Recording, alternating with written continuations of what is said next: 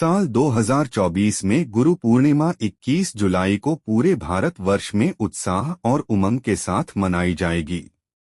गुरु पूर्णिमा बहुत ही पवित्र दिन है, जहां गुरुओं के प्रति उनके कर्तव्यों को सम्मानित किया जाता है। गौरतलब है कि गुरु पूर्णिमा उन महान शिक्षकों और गुरुओं को समर्पित एक पवित्र दिन है, जो किसी भी विद्यार्थी के भविष्य का निर्माण करते हैं। गुरु या शिक्षक वह व्यक्ति होता है जो हमारे जीवन में एक मार्गदर्शक की तरह पूरे जीवन कार्य करता है और विद्यार्थी की हमारी बेहतरी के लिए सही रास्ते पर ले जाता है। इसलिए गुरु पूर्णिमा के दिन उन्हें सम्मान दिए जाने का एक बेहतरीन तरीका है। हिंदू वैदिक प्रमाणों में उल्लेख मिलता है कि गुरु पूर्णिमा वेद व्यास के जन्म के उपलक्ष्य में मनाई जाती है। वेद व्यास को भारतीय दर्शन में सबसे महान गुरुओं में से एक माना जाता है। वह गुरु शिष्य शिक्षक छात्र परंपरा का प्रतीक है। यह भी माना जाता है कि गुरु पूर्णिमा के दिन ही उन्होंने ब्रह्मा सूत्र पूरा किया था। गुरु पूर्णिमा के दिन लोगों द्वारा व्रत भी रखा जाता है और नियमित तौर पर पूजा अर्चना भी की जाती है।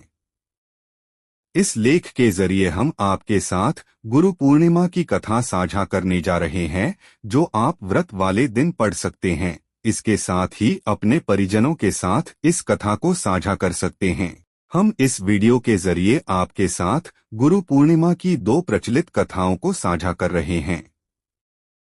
पहली कथा कुछ इस प्रकार है कि गुरु पूर्णिमा का पर्व मनाने के पीछे सबसे महत्वपूर्ण कारण है महर्षि वेदव्यास का जन्म। महर्षि वेदव्यास भगवान विष्णु के अंश के रूप में धरती पर जन्मे थे। उनके पिता का नाम ऋषि पराशर और माता सत्यवती थी। उन्हें बाल्यकाल से ही अध्यात्म में काफी रुचि थी, जिसको पूरा करने के लिए उन्होंने अपने माता पिता से प्रभु दर्शन की इच्छा प्रकट की और वन में जाकर तपस्या करनी शुरू कर दी। लेकिन उनकी माता ने इस इच्छा को मना कर दिया। महर्षि वेदव्यास ने अपनी माता से इसके लिए हठ किया और अपनी बात को स्वीकार करा लिया। लेकिन उन्होंने आज्ञा देते हुए कहा कि जब घर का ध्यान आए तो वापस हमारे पास लौट आना। इसके बाद वेदव्यास तपस्या हेतु वन चले गए और वहां जाकर उन्होंने कठोर तपस्या की। इस तपस्या के पुण्य के तौर पर उन्हें संस्कृत भाषा में प्रवीणता हासिल हुई, जिसके बाद उन्होंने चारों वेदों का विस्तार किया, महाभारत, 18 महापुराणों और ब्रह्मास्त्र की रचना की। उन्हें वरदान प्राप्त हुआ। ऐसा कहा जाता है कि किसी न किसी रूप में हमारे बीच महर्षि वेदव्यास आज भी उपस्थित है। इसलिए हिंदू धर्म में वेदव्यास भगवान के रूप में पूजे जाते हैं। आज भी वेदों का ज्ञान लेने से पहले महर्षि वेदव्यास का नाम सबसे पहले लिया जाता है। गुरु पूर्णिमा के खास मौके पर आप भी महर्षि वेदव्यास की पूजा करें और उनकी कुछ अहम बातों को जरूर जानें, जिसका प्रभाव आपके आने वाले भविष्य को बेहतर बना सकता है।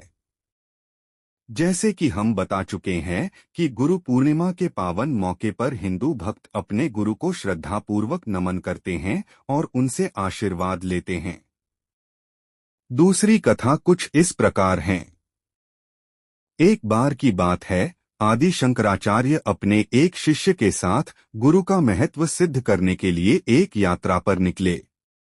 वे एक गांव पहुंचे और वहां एक विद्यालय में एक प्राचार्य के रूप में जाने का निर्णय लिया। प्राचार्य ने आदि शंकराचार्य को उत्साहपूर्वक स्वागत किया और उन्हें एक प्रश्न पूछा, क्या आपके गुरु ने आपको शिक्षा दी है? आदि शंकराचार्य ने उसे देखा और कहा, मेरे गुरु ने मुझे अनमोल शिक्षा दी है, लेकिन वह कहीं नहीं है। प्राचार्य ने हैरान होकर पूछा, वे कहाँ हैं? आदि शंकराचार्य ने बताया, मेरे गुरु मेरे भीतर हैं। वे मेरे अंतरात्मा में स्थित हैं। प्राचार्य ने विस्मित होकर पूछा, तो आपने कैसे उनसे शिक्षा प्राप्त की? आदि शंकराचार्य ने कहा, मेरे गुरु ने मुझे सिर्फ एक वेद मंत्र सिखाया था, तत्वमसि, जिसका अर्थ है तू वही है। उन्होंने मुझे यह सिखाया कि मैं आत्मा हूँ और परमात्मा और मैं एक हूँ। उन्होंने मुझे अपनी अनुभूति दिलाई, जिससे मैंने अपने अंतरात्मा को पहचाना और परमात्मा की प्राप्ति की।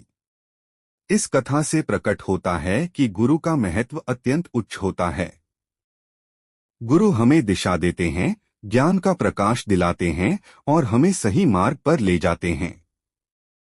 गुरु के आदर्श अनुसरण करने से हम आत्मिक और आध्यात्मिक विकास कर सकते हैं और जीवन में सफलता प्राप्त कर सकते हैं। इसलिए गुरु पूर्णिमा पर्व पर हम गुरु के प्रति अपना आदर व्यक्त करते हैं और उनके श्री चरणों में अपना सर्वस्व समर्पित करते हैं।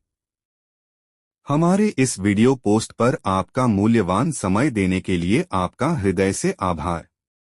अपने दोस्तों से शेयर करें और चैनल को सब्सक्राइब करना ना भूलें दोस्तों।